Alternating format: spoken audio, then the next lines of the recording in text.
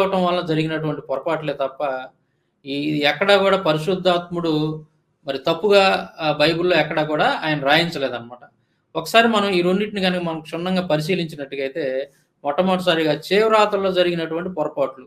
ఏంటి అయి? ఎలా జరగొచ్చు అనేది ఒకసారి మనం చూద్దాం. చేవ్రాతల్లో జరిగినటువంటి పొరపాట్లు అంటే ఏందంటే, మొట్టమొదటిసారిగా పరిశుద్ధాత్ముడు కొంతమంది ప్రవక్తల చేత బైబిల్‌ను రాయించాడు గాబట్టి, ఆ గ్రంథాలను రాయించాడు.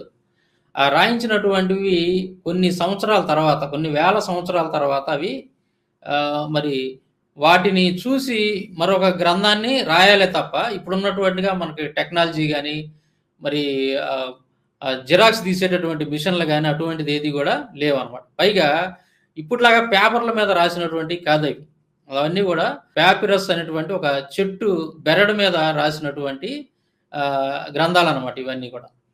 వీళ్ళు ఎక్కడ రాసేవాళ్ళనంటే, ఇప్పుడు మనం ఏదైతే పేపర్‌ను వాడుతున్నామో, ఆ పేపర్ ఆ రోజుల్లో లేదు గాబట్టి, ఆ ప్రాంతంలో ఇజ్రాయెల్ దేశం చుట్టుపక్కల ప్రాంతాల్లో పెరిగేటటువంటి పాపిరస్ అనేటువంటి ఒక చెట్టు ఉంటది. ఆ చెట్టు యొక్క బెరడుని రాయటానికి అనుకూలంగా దాన్ని సిద్ధం చేసుకొని వాటి మీద రాశారనమాట.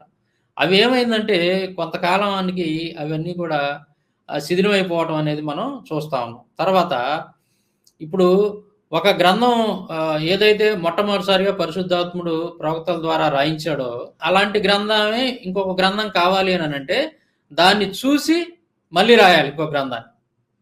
దాన్ని చూసి రాయాలి. ఇది ఇప్పుడు ఎలాగైతే రాస్తా ఉన్నారో, అట్లాగా ఒక గ్రంథాన్ని చూసి ఇంకో గ్రంథం రాయాలి తప్ప, వీటిని జిరాక్స్ తీసుకోవడానికి గాని, లేదా ఇప్పుడున్నటువంటి టెక్నాలజీ ఆ రోజుల్లో లేదు గాబట్టి, ఏం చేసేవాళ్ళంటే ఏదైతే ఒరిజినల్ ప్రతి ఉందో, మొట్టమొదటిసారిగా రాయబడినటువంటి గ్రంథం ఏదైతే ఉందో, ఆ గ్రంథాన్ని చూసి మరికొన్ని గ్రంథాలు రాసేవాళ్ళనమాట. ఇలా రాసే క్రమంలో ఏమైద్దంటే మానవ సహజంగా జరిగేటువంటి కొన్ని పొరపాట్లు జరిగాయి. చూసి రాసినప్పటికి కూడా ఇప్పుడు మనమైనా సరే, ఏదైనా ఒక పుస్తకాన్ని చూసి ఇంకో పుస్తకాన్ని రాస్తున్నామంటే, మనకు తెలియకుండానే కొన్ని పొరపాట్లనేవి జరుగుతా ఉంటాయి. అంకెల్లో తేడా తప్పు పడొచ్చు. లేదంటే కొన్ని ఎక్కడన్నా మనం పొరపాట్లు రాయొచ్చనమాట. అదే విధంగా ఆ రోజుల్లో ఈ చేవ్రాతలు అంటే దీన్ని చూసి మరొక పుస్తకాన్ని రాయటం అనమాట. దీన్ని కాపీ చేసి మరొక పుస్తకాన్ని రాయటం. సో, ఇలా రాసే క్రమంలో మానవ సహజంగా కొన్ని పొరపాట్లనేవి జరిగినియనమాట. అంకెల్లో తేడాలు రాయటం గాని, లేదంటే ఇంకోటి. సో, అట్లా రాయబడినటువంటి ఈ గ్రంథాలని తీసుకొని, తర్వాత వివిధ బైబిల్‌లో ట్రాన్స్‌లేషన్ అనేవి జరిగినియనమాట. అదే విధంగా మనం ఇంకో వెర్షన్ గనుక చూసినట్లయితే, ఇదిగో ఇవన్నీ కూడా ఈ విధంగా చూసి రాయాలనమాట. ఈ విధంగా రాయాలి. ఇంత తప్ప ఆ రోజుల్లో వేరే మార్గం లేదనమాట. ఇట్లా చూసి రాయాలి. ఇలా చూసి రాసే క్రమంలో పొరపాట్లనేవి సహజంగా కొన్ని దొర్లినియి. ఏదైతే ఇలా చూసి రాసినటువంటి ప్రతులున్నాయో, ఈ ప్రతుల్ని చూసి కొన్ని బైబిళ్ళనేవి రాయబడినియనమాట. ఇలా రాయబడినటువంటి వాటిల్లో ఎక్కడన్నా మిస్టేక్స్ జరిగితే, ఆ మిస్టేక్స్ యాజ్ ఇట్ ఈస్‌గా కొన్ని బైబిల్‌లో రాయబడి ఉన్నాయన్నమాట. ఇప్పుడున్నటువంటి బైబిల్‌లో. తర్వాత మనం చూస్తే, ఇదిగో చూడండి. స్క్రీన్ మీద పెడుతున్నాను నేను. రెండోది మనం అనుకున్నాం కదా! ఒరిజినల్ మాన్యువల్ స్క్రిప్ట్స్ ఏదైతే ఉన్నాయో అవి డ్యామేజ్ అయ్యి, వాటి మీద ఉన్నటువంటి అక్షరాలు చెదిరిపోవటం వల్ల, వీటిని చూసి రాసేటప్పుడు అంకెలు అక్కడ ఉన్నటువంటి అంకెలు చెరిగిపోవటం వల్ల అక్కడ పొరపాటునగా వేరే ఒక అంకెని రాయటం అనేది జరిగిందనమాట. ఇదిగో ఇక్కడ చూడండి మనకి ఆ రోజుల్లో ఉన్నటువంటి మాన్యువల్ స్క్రిప్ట్స్ అనేవి ఏ విధంగా శిథిలమైపోయినాయో, డ్యామేజ్ అయిపోయినాయో మనకు కనపడతా ఉంది. అయితే ఇక్కడ ఏదైనా ఒక స్టోరీ, ఒక సందర్భాన్ని రాయాల్సి వచ్చినప్పుడు, ఏదన్నా ఒక 2 పదాలు మిస్ అయినా గాని, మనం ఆ సందర్భాన్ని అర్థం చేసుకొని దాన్ని రాయటానికి అవకాశం ఉంది తప్పు లేకుండా. అదే అంకెల విషయానికొచ్చేసరికి ఇప్పుడు 2 అంకెలు ఉన్నాయనుకోండి సపోజ్ 18, 1, 8. 1 అనేది గనక చెదిరిపోయిందంటే అక్కడ 8 అని రాయాల్సొచ్చింది. లేదు 22 అని అంకె ఉందక్కడ. 22లో 2 అనేది చెదిరిపోయింది. 2 కనపడుతుంది మనకి. అప్పుడు ఈళ్ళేం చేసేవాళ్ళంటే ఆ 2ని అలాగే రాసేసేవాళ్ళు. 22 అనంటే 2 పక్కన కనపడట్లేదు కదా! అది డ్యామేజ్ అయ్యి చెరిగిపోయింది. అట్లాగా ఏందంటే బైబిల్‌లో మనం అక్కడక్కడ కొన్ని ఈ అంకెలో ఈ వ్యత్యాసం సంఖ్యల మధ్య ఉన్నటువంటి వ్యత్యాసం ఏదైతే మనకు కనపడతా ఉంటదో, ఈ రాజులు ఏలినటువంటి కాలాన్ని గురించి గాని, ఇంకా వాళ్ళ వయసును గురించి గాని, ఎక్కడెక్కడైతే కొద్దిగా వ్యత్యాసం మనకు కనపడతా ఉందో, దానికి సంబంధించినటువంటి ముఖ్యమైనటువంటి కారణం ఇదేననమాట. ఆ రోజుల్లో ఉన్నటువంటి ఒరిజినల్ వ్రాత ప్రతులు ఏవైతే ఉన్నాయో, అవి ఈ విధంగా డ్యామేజ్ అవ్వటం అనమాట. చూడండి నేను కొన్ని చూపిస్తాను నేను మీకు. ఈ కొన్ని ముక్కలైతే లేవనమాట. ఇప్పుడు ఈ సందర్భాన్ని మొత్తం అర్థం చేసుకొని, సరే సందర్భాన్ని బట్టానంటే మనం రాయొచ్చు. అది దోషం లేకుండా రాయొచ్చు. కానీ అంకెలనుకోండి, అంకెలే చెదిరిపోయి మనకి లేకుండా పోతే అది కష్టం గదా! అట్లాగా జరిగినటువంటి పొరపాట్లు ఇయన్నీ. ఇదిగో ఇవన్నీ అయ్యాయి. ఒరిజినల్ మాన్యువల్ స్క్రిప్ట్స్ పాతయనమాట. ఎలా డ్యామేజ్ అయిపోయినాయో చూడండి. అక్షరాలు చెరిగిపోవటం గాని, లేదంటే అయి కట్ అవ్వటం గాని, ఇవన్నీ గూడా మనం చూస్తాం. తర్వాత ఇదిగో ఇలాంటి ప్రతులు. ఇది ఇక్కడ చూడండి మన కీర్తనల గ్రంథం. కీర్తనల గ్రంథం 88వ అధ్యాయం ఉన్నటువంటి విషయాలు 31-35 ఉన్నటువంటి రాసినటువంటి చూడండి. ఇది ఎలాగైపోయిందో చూడండి. మరి దీన్ని చూసి గ్రంథాన్ని రాసేటటువంటి వాళ్ళు ఎవరైతే ఉన్నారో, వాళ్ళు దీన్ని ఎంత జాగ్రత్తగా చూసినా ఎక్కడన్నా ఇది మామూలుగా ఒక స్టోరీకి సంబంధించిందయితే ఇబ్బంది లేదు. అదే సంఖ్యలకి ఆడేదైనా ఒక అంకె ఉందనుకోండి, 2 అంకెలు ఉన్నాయి. ఒక అంకె చెరిగిపోయింది. అక్కడ ఉన్నటువంటి 2 అంకెల్లో ఒక అంకె అని అనుకోని చెప్పి బైబిల్ రాయబడినటువంటి సందర్భాలనేవి ఉన్నాయన్నమాట. అయ్యే ఇప్పుడు మనకు తప్పుల్లాగా, దోషాల్లాగా కనపడతా ఉన్నాయి బైబిల్‌లో. సో, ఈ విధంగా రాయబడినటువంటి అన్నమాట. ఇలా దొరికినాయి కొన్ని ప్రతులు. ఈ దొరికినటువంటి ప్రతుల్ని చూసి గ్రంథాల్లో రాసేటప్పుడు జరిగినటువంటి కొన్ని మిస్టేక్స్ అన్నమాట అయన్నీ కూడా. ఇగో చూడండి ఇవన్నీ కూడా. ఇక లూకా సువార్త 23 అధ్యాయం దాంట్లో ఉన్నటువంటివి. ఇవన్నీ కూడా కొన్ని కట్ అయిపోయి, అక్షరాలు కొన్ని చెరిగిపోయి, ఇట్లా లభ్యమైననమాట. ఎందుకంటే ఇవి బైబిల్ అనేది ఏందంటే, ఇప్పుడు ఈ మతోన్మాదుల గ్రంథాల్లాగా పుక్కిట పురాణాలు గాదు. మైథాలజీ గాదు బైబిల్ అనేది. చారిత్రక గ్రంథం. చరిత్ర. ఇందులో ఉన్నటువంటి రాజుల గురించి గానీ, ఈ బైబిల్‌లో రాయబడినటువంటి వ్యక్తుల గురించి గానీ, అవన్నీ గూడా వాళ్ళకి సంబంధించినటువంటి ఆధారాలు గానీ, ఇప్పటికీ మనం చూస్తా ఉన్నాం. ఆర్కియాలజీ డిపార్ట్‌మెంట్ వాళ్ళు బైబిల్‌కి సంబంధించినటువంటి ఎన్నో చారిత్రక ఆధారాలు, ఆర్కియాలజికల్ ఎవిడెన్స్ అన్నీ గూడా ఇప్పటికీ మ్యూజియంలో భద్రపరిచినటువంటి ఇయన్నీ గూడా మనం ఇప్పుడు చూస్తా ఉన్నాం. లండన్ మ్యూజియంలోనైతే బైబిల్‌కి సంబంధించినటువంటి ఎన్నో ఆధారాలు, ఎన్నో ఎవిడెన్స్ మనం ఇప్పటికీ కూడా చూడొచ్చనమాట. ఆర్కియాలజికల్ ఎవిడెన్స్ అనేది ఇప్పటికీ మనం చూడొచ్చు. తర్వాత ఇట్లాగా కొన్ని ఏం చేసేవాళ్ళంటే, ఆ రోజుల్లో ఇలాంటి మట్టి కుండల్లో వీటిల్ని ఈ రాసినటువంటి ఏవైతే ఉన్నాయో గ్రంథాలని వాటిలో భద్రపరిచి ఉంచినటువంటి సందర్భాలను కూడా మనం చూస్తా ఉన్నాం. అంటే కుమ్మరాన్ గుహల్లో దొరికినటువంటి బైబిల్ రాత ప్రతులన్నీ కూడా ఎక్కువ శాతం ఇలాంటి మట్టి కుండల్లో ఏసి భద్రపరిచినటువంటివి. ఇవి కొన్ని వేల సంవత్సరాలు గడవటం వల్ల మరి కొన్ని అయితే డ్యామేజ్ అవ్వటం, అలాగే కొన్ని అక్షరాలు చెరిగిపోవటం అనేది సహజంగా జరుగుతూ ఉంటది. అదే జరిగింది బైబిల్‌లో. అదే జరిగింది. తర్వాత ఇవన్నీ అయ్యాయన్నమాట. ఈ డ్యామేజ్ అయినటువంటి బైబిల్ రాత ప్రతులు, ఒరిజినల్ ప్రతులు ఇవన్నీ. మనుషులు చేతితో రాసినటువంటి ఒరిజినల్ రాత ప్రతులు ఇవన్నీ కూడా. ఇదిగో చూడండి. నెక్స్ట్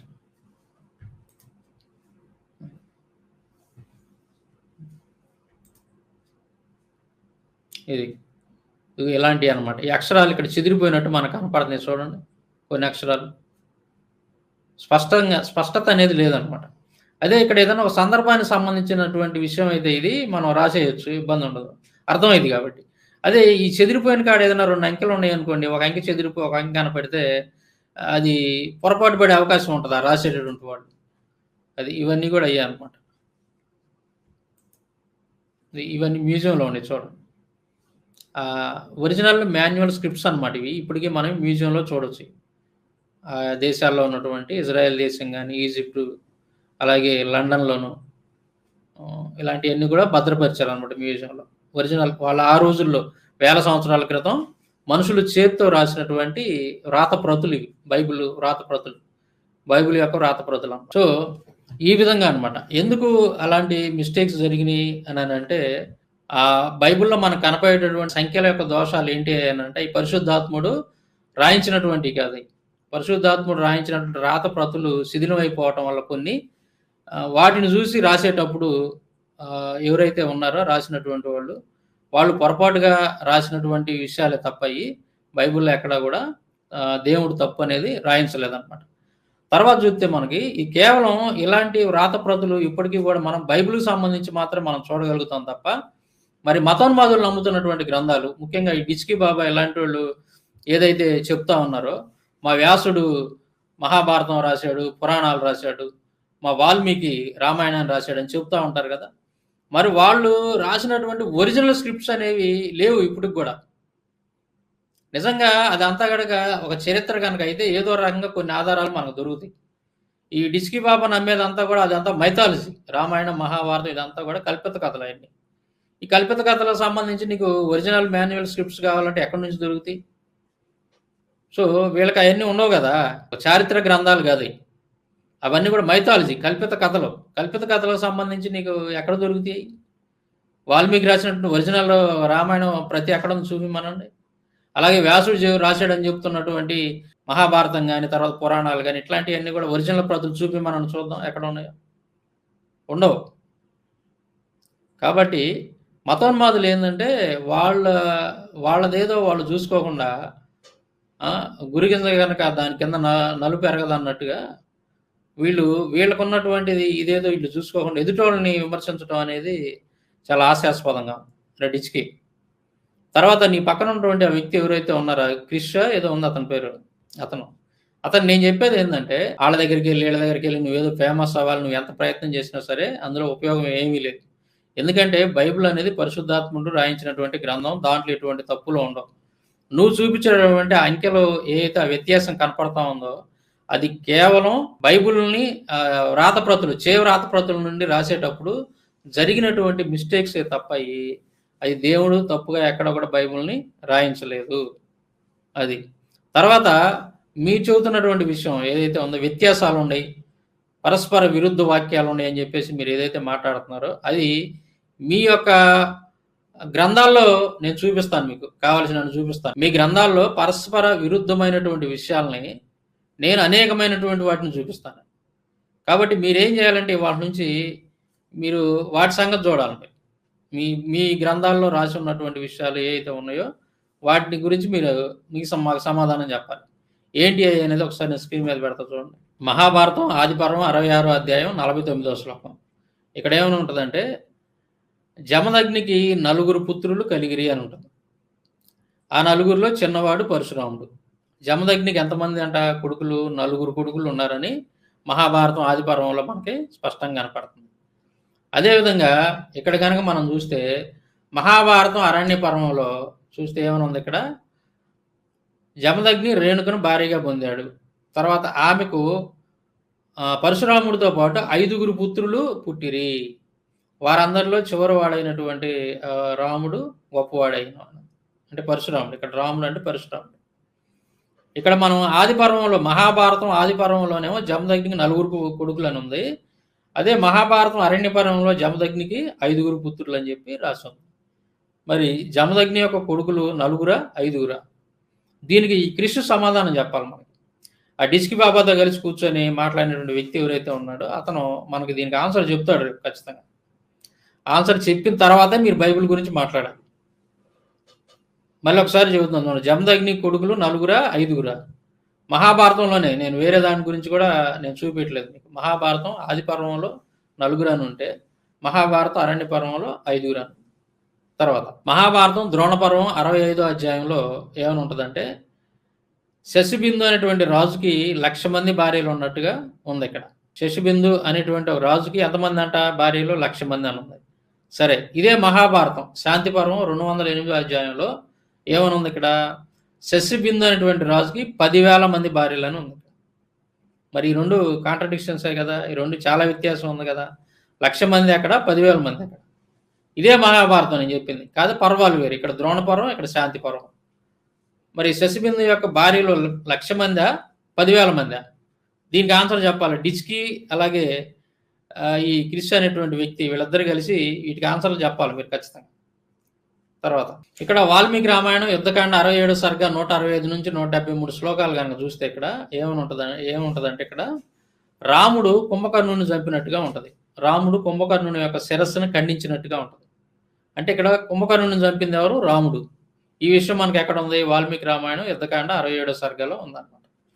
ఇదే విషయాన్ని మహాభారతం వనపర్వంలో మనం రామాయణం గురించి చూస్తాము. మహాభారతం వనపర్వం దీంట్లో 287 అధ్యాయంలో ఏమని ఉంది? ఇక్కడ లక్ష్మణుడు కుంభకర్ణుడిని చంపినట్టుగా ఉంది. లక్ష్మణుడి యొక్క దివ్యాస్త్రాన్ని కుంభకర్ణుడు గూలి యుద్ధ భూమిలో పడిపోయాడు. చూడండి, ఇక్కడ కుంభకర్ణుడి యొక్క ప్రాణాలు పోవటం చూసి రాక్షసులంతా భయంతో పారిపోయారు. కుంభకర్ణుడి యొక్క ప్రాణాలు పోవటం చూసి రాక్షసులంతా భయంతో పారిపోయారు. అంటే కుంభకర్ణుడిని చంపింది రాముడా? లేకపోతే లక్ష్మణుడా? రాముడు అని చెప్పి రామాయణంలో ఉంది. లక్ష్మణుడు అని చెప్పి మహాభారతంలో ఉంది. మరి దీని ప్రకారం ఎవరు తప్పు రాశారు? వాల్మీకి తప్పు రాశాడా? లేదంటే వ్యాసుడు తప్పు రాశాడా? దీనికి ఆన్సర్ చెప్పాలా. డిస్కీ గాడు గాని, అలాగే క్రిష్ అనేటువంటి వాళ్ళిద్దరు. కుంభకర్ణుడిని చంపింది ఎవరు? రాముడా? లక్ష్మణుడా? ఇది ఎవరు తప్పు రాశారు? ఎవరు ఒప్పు రాశారు? వ్యాసుడు తప్పు రాశాడా? లేకపోతే వాల్మీకి తప్పు రాశాడా? దీనికి ఆన్సర్ చెప్పాలా ఈ మతోన్మాదులు. తర్వాత భాగవతం నవమ స్కందం 9వ అధ్యాయం 37, 38, 39 శ్లోకాలు కనుక మనం చూస్తే ఇక్కడ కల్మషపాదుని యొక్క భార్య ఆమె కడుపులో గర్భాన్ని 7 సంవత్సరాలు మోసినట్టుగా మనకి కనపడతా ఉంటుంది అనమాట. 7 సంవత్సరాలు గర్భాన్ని మోసినట్టుగా కనపడింది. 7 సంవత్సరాల తర్వాత కొడుకుని కన్నట్టుగా ఉంటుంది అనమాట ఇక్కడ. అదే మహాభారతం ఆదిపర్వం 177వ అధ్యాయం కనుక మనం చూసినట్లయితే ఇక్కడ ఏమని ఉంటుంది? ఆవిడ కల్మషోపాదుని యొక్క భార్య మదయంతి, ఆమె పేరు మదయంతి.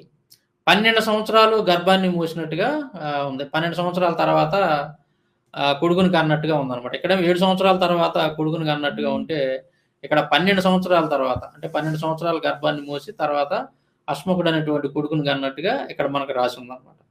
తర్వాత ఈవిడ చాలా స్పష్టంగా భాగవతంలోనేమో మదయంతి 7 సంవత్సరాల గర్భాన్ని మోసినట్టుగా ఉంటే, అదే మహాభారతంలో 12 సంవత్సరాలు గర్భాన్ని మోసినట్టుగా ఉందన్నమాట. మరి ఈ రెండింటిలో ఏది కరెక్ట్? ఈ రెండు రాసింది వ్యాసుడే కదా, భాగవతం కానీ తర్వాత మహాభారతం కానీ. మరి ఈ రెండు ఇట్లా ఇంత తేడా ఎందుకు ఉంది ఈ రెండిట్లో? ఇట్లాంటి చాలా ఉన్నాయి నా దగ్గర. ఇలాంటి కాంట్రడిక్షన్స్, మీ మత గ్రంథాల్లో ఉన్నటువంటి కాంట్రడిక్షన్స్ ఏదైతే ఉన్నాయో, ఈ పరస్పర విరుద్ధమైనటువంటి వాక్యాలు నా దగ్గర దాదాపు 200 ఉన్నాయి ఇట్టాటి. మరి వీటన్నిటికీ ఆన్సర్ చెప్పాలి. క్రిష్ అనేటువంటి వ్యక్తి ఎవరైతే ఉన్నాడో, అక్కడికి వచ్చినటువంటి వ్యక్తి, ఇప్పుడు నేను చెప్పినటువంటి 4 పాయింట్లు ఏవైతే ఉన్నాయో, ప్రస్తుతానికి శాంపిల్ మాత్రం నేను మీకు చూపించాను మీ గ్రంథాల్లో. ఈ పరస్పర విరుద్ధమైనటువంటి వాక్యాలు వీటి గురించి ముందు నువ్వు ఆలోచించాలి. ఆ వ్యక్తి డిచ్కీ బాబా దగ్గరికి వచ్చినటువంటి వ్యక్తి ఎవరైతే ఉన్నాడో, ఇతను ఫస్ట్ వీటి గురించి ఆలోచించాలన్నమాట. మీ గ్రంథాల్లో ఎందుకున్నాయి? బైబిల్లో ఎక్కడా కూడా పరిశుద్ధాత్ముడు తప్పు రాయించలేదు. అవి మనుషులు వాటిని చూసి, అది చేవ్రాతలను చూసి రాసేటటువంటి క్రమంలో జరిగినటువంటి పొరపాట్లే తప్పయి పరిశుద్ధాత్ముడు ఎక్కడా కూడా తప్పు రాయించలేదని చెప్పి నేను వివరంగా మీకు వివరించాను దాని గురించి. ఇప్పుడు నేను వీళ్ళని ప్రశ్నిస్తున్నాను మతోన్మాదం. మీ గ్రంథాల్లో ఇప్పుడు నేను చూపించినటువంటి 4 పాయింట్లు ఏవైతే ఉన్నాయో, పరస్పర విరుద్ధమైనటువంటి వాక్యాలు, వాటికి మీరు ఆన్సర్ చెప్పాలి. ఈ డిచ్కీ బాబా కానీ, కరుణాకర్ గారు కానీ. మరి ఇప్పుడు ఈ క్రిష్ అనే వ్యక్తికి నేను చెప్పేది ఏంటంటే, నువ్వు ఇన్నాళ్ళ నుంచి బైబిల్ని పట్టుకొని నాకు అందులో తప్పు ఉంది, ఇది తప్పు ఉంది చెప్పండి అని చెప్పి తిరిగేవు కదా, వాటికి నేను క్లియర్గా ఆన్సర్ ఇచ్చేసాను. వాటికి ఎందుకు ఆ విధంగా పొరపాట్లు రాసి ఉన్నాయి, దాంట్లో తేడా ఎందుకుంది, వ్యత్యాసం ఎందుకుంది అనే దానికి ఆధారం చూపించాను. ఇప్పుడు నేను మిమ్మల్ని ప్రశ్నిస్తున్నాను మీ గ్రంథాల్లో ఉన్నటువంటి వాటిని. ఈ 4 పాయింట్లు ఏవైతే ఉన్నాయో వీటిని తీసుకొని ఫస్ట్ నువ్వేం చేస్తావంటే, కరుణాకర్ గారి దగ్గరికి వెళ్ళి ఈ గ్రంథాల్లో ఇలా ఉన్నాయని చెప్పి చూపించాడు, మరి ఎంతవరకు కరెక్ట్ ఏంది, మరి హిందూ మత గ్రంథాల్లో ఇలాంటివి ఉన్నాయి కాబట్టి హిందూ మత గ్రంథాలు అనేవి కరెక్ట్ కాదు అని చెప్పేసి మీరిద్దరూ మాట్లాడుకొని ఒక నిర్ణయానికి రండి. అలాగే డిచ్కీ గాడికి కూడా ఫోన్ చేసి అడగాలి నువ్వు. వాడు చూస్తాడు ఎలాగ ఈ వీడియో, నాకు తెలుసు. సో డిచ్కీ గాడిని కూడా అడగాలి నువ్వు. ఏమని అడగాలి? ఏందబ్బాయి మరి సాంబశివరావు ఏంటి చూపించాడు, మన మత గ్రంథాల్లో తప్పులు ఉన్నాయని చూపించాడు, మరి వీటి సంగతి ఏంది, వీటిని ఏం చేద్దాం ఏందని చెప్పి ముందు మీరు మాట్లాడుకొని, నేను ఏదైతే ప్రశ్నలు అడిగానో వాటికి ఆన్సర్లు చెప్పండి ముందు. ఆ 4టికి ఎందుకు అలా ఉన్నాయి అనేది ఆన్సర్లు చెప్పిన తర్వాత నువ్వేం చేయాలంటే, బైబిల్ గురించి ఇప్పుడు దాకా నువ్వు ఏదైతే వీడియోలు చేసి పెట్టావో, ఆ లెక్కల్లో తప్పులు ఉన్నాయి అది ఇది అని చెప్పేసి, అదే విధంగా నువ్వు ఇప్పుడు ఈ క్రిష్ అనే వ్యక్తికి నేను చెప్తున్నాను, నువ్వు ఇప్పుడు ఏం చేయాలంటే ఇమీడియట్లీగా ఇప్పుడు నేను చెప్పినటువంటి రెఫరెన్స్లు నువ్వు పరిశీలించి ఇమీడియట్లీగా నువ్వు వీటి మీద వీడియో చేయాలి. ఇదిగో హిందూ మత గ్రంథాల్లో ఇలా పరస్పర విరుద్ధ వాక్యాలు ఉన్నాయి, తప్పులు ఉన్నాయి, లెక్కల్లో తప్పులు ఉన్నాయి అని చెప్పి నువ్వేం చేయాలి, వీడియోలు చేసి పెట్టు యూట్యూబ్లో. అప్పుడు నేను నిన్ను జెన్యూన్గా నమ్ముతాను. నువ్వు ఒక జెన్యూన్ పర్సన్ అని చెప్పి నమ్ముతాను. అప్పుడు మన ఇద్దరం కూర్చొని డిబేట్ చేద్దాం. అర్థమైందా? ఎవరు రావట్లేదు డిబేట్కి అది అని అంటున్నావు కదా నువ్వు. ఇప్పుడు నువ్వు మతోన్మాది కాదా? నాకు కావాల్సింది అది. నువ్వు మతోన్మాది కాకపోతే కరుణాకర్ గారి దగ్గరికి పోవు కదా. నువ్వు మతోన్మాది కాకపోతే ఈ డిచ్కీ గాడి దగ్గరికి పోవు కదా. నువ్వు మతోన్మాదివి కాకపోతే మతోన్మాదులతో కలిసి ఇట్లా బైబిల్ మీద బురద జిమ్మటానికి నువ్వు వాళ్ళతో కలిసి రావు కదా. నువ్వు ఒంటరిగానే మాట్లాడేవాడు నువ్వు కనుక జెన్యున్ పర్సన్ అయితే. సో నువ్వు వీళ్ళందరినీ కలిసి తీస్తున్నావు కాబట్టి నువ్వు కూడా వాళ్ళ బాబతే అయితే ఏమైందంటే ఇప్పుడు నేను అడిగినటువంటి వీటన్నిటికి కూడా నువ్వు సమాధానం చెప్పాలి ఈ 4టికి. లేదండి నేను వాళ్ళంటి వాడిని కాదు, నాకు వీటి మీద డౌట్లు ఉండి తెలుసుకోవాలనుకుంటున్నాను, నేను నీతో డిబేట్ చేయాలని అనుకుంటున్నానని నువ్వు అంటున్నావు కదా. నేను పర్సనల్గా నీతో మాత్రం నేను డిబేట్ చేయాలంటే వచ్చి నువ్వు జెన్యూన్ అని చెప్పి నిరూపించుకోను. ఎలా నిరూపించుకోవాలి? ఇప్పుడు నేను చెప్పినటువంటి పాయింట్లను తీసుకొని హిందూ మత గ్రంథాల్లో తప్పులు ఉన్నాయి, హిందూ మత గ్రంథాల్లో లెక్కల్లో తప్పులు ఉన్నాయి, ఇవన్నీ కూడా దైవ గ్రంథాలు కాదు, ఈ రామాయణం మహాభారతం ఇవన్నీ కూడా కల్పిత గ్రంథాలు, వీటిని మీరు నమ్మకాకండి అని చెప్పి వీడియోలు చేసి యూట్యూబ్లో పెట్టా. అప్పుడు నేనే నీకు ఫోన్ చేస్తా, ఏంద్ర అబ్బాయి ఏంది మరి కూర్చుందామా డిబేట్ చేద్దామని. అర్థమైందా? నువ్వు ఇట్లాంటి ఏది చేయకుండా నేను కేవలం బైబిల్ మీద బురద జల్లుతాను, మా హిందూ మత గ్రంథాల్లో ఎన్ని తప్పులు ఉన్నాయి ఏది ఉన్నా మేము వాటిని దాచిపెట్టుకుంటాం, వాటి గురించి జనానికి చెప్పం, మా దాంట్లో ఎన్ని తప్పులు ఉన్నా సరే మేము వాటి గురించి మేము ఇది చేయం, కేవలం బైబిల్ మీద మాత్రం ఏలెత్తి చూపిస్తాం, బైబిల్ ఎటువంటి తప్పు లేకపోయినా అని నువ్వు ఏదో పిచ్చి పిచ్చిగా ఏదో అతి తెలివి నక్క చిత్తులు మరి వ్యవహారాలు చేస్తే మాత్రం అది చూస్తా ఊరుకుంది. దానికి తగిన విధంగానే ఇది ఈ విధంగా బుద్ధి చెబుతాం. అర్థమైందా? తర్వాత వీళ్ళు ఇంకో మాట ఏదో అంటున్నారు చూడండి. కౌంటర్ వీడియోలు పెట్టేస్తారేమో ఎవరన్నా. ఇప్పటికొచ్చి నేను 2 సంవత్సరాల నుంచి అడుగుతున్నాండి, అప్పుడు కూడా నాకు కౌంటర్ వీడియో పెట్టడానికి సరిపోలేదండి. ఏమన్నా సాంబశివరావు గారు మీరన్నా దేకండి ఒకసారి మా వాడిని. దమ్ముంటే రమ్మనండి, దమ్ముంటే అంటున్నాడు సార్. Counter video పెట్టమనండి. దమ్ముంటే కౌంటర్ వీడియో పెట్టమని అని అంటున్నాడు కదా. పాపం ఇతనికి బాగా ఓవర్ కాన్ఫిడెంట్ ఎక్కువగా ఉంది. ఎవరికి? ఈ వ్యక్తికి. ఇప్పుడు అర్థమైంది కదా, నేను క్లియర్గా కౌంటర్ వీడియో పెట్టాను. బైబిల్ గురించి మీరు అడిగినటువంటి వాటికి ఆ మిస్టేక్స్ ఎక్కడ జరిగినాయి, ఎందుకు ఉన్నాయి అనేది నేను వివరణ అనేది ఇచ్చాను. అట్ ద సేమ్ టైం మీ గ్రంథాల గురించి కూడా నేను ప్రశ్న ఇచ్చాను. సో బైబిల్ గురించి మీరు అడిగినటువంటి వాటికి నేను ఆన్సర్ ఇచ్చాను కాబట్టి ఇప్పుడు నేను మీ గ్రంథాల నుంచి అడిగినటువంటి వాటికి మీరు ఆన్సర్ ఇవ్వాలి. ఇక డిబేట్ దమ్ముంటే రండి కూర్చుందాం డిబేట్ చేద్దాం అని ఏదైతే మీరు అంటా ఉన్నారో ఖచ్చితంగా నేను సిద్ధంగా ఉన్నాను. అయితే ఈ వ్యక్తి ఇప్పుడు డిబేట్ చెయ్యాలి అని అనుకుంటే, నువ్వు కూడా మతోన్మాది అని ఫిక్స్ అయిపోయి అనుకుంటే, నువ్వు కరుణాకర్ గారిని కానీ లేదంటే ఆ డిచ్కీ గారిని కానీ తీసుకొని మీరిద్దరు రండి డిబేట్కి. మీరిద్దరు కలిసి కనుక వస్తే నేను కూడా వస్తా. బైబిల్ గురించి మీరు అడిగేటువంటి వాటికి నేను ఆన్సర్లు ఇస్తాను. అట్ ద సేమ్ టైం మీ గ్రంథాల గురించి కూడా నేను అడిగే వాటికి మీరు ఆన్సర్ ఇవ్వాలి. డిష్ అనేటువంటి వ్యక్తికి నేను చెప్తున్నాను, నువ్వు కరుణాకర్ గారి దగ్గరికి పోయావు, అలాగే డిచ్కీ గారి దగ్గరికి పోయావు కాబట్టి నువ్వు వాళ్ళిద్దరిలో ఎవరినో ఒకరిని తీసుకొని రా ఇప్పుడు ఇమీడియట్గా డిబేట్కి రావాలంటే. నేను నీతో డిబేట్ చేస్తా. అట్లా కాదండి, నేను అట్లా కాదు, వాళ్ళు రారు, నేనే మీతో డిబేట్ చేస్తానంటే ఇప్పుడు నేను మీ గ్రంథాల్లో చూపించాను కదా, వాటిని తీసుకొని నువ్వు వీడియోలు చేయాలి.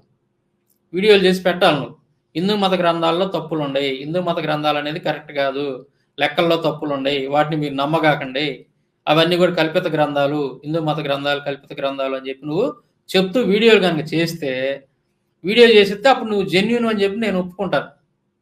అప్పుడు పర్సనల్గా నీతో నేను డిబేట్ చేస్తాను. అర్థమైందా?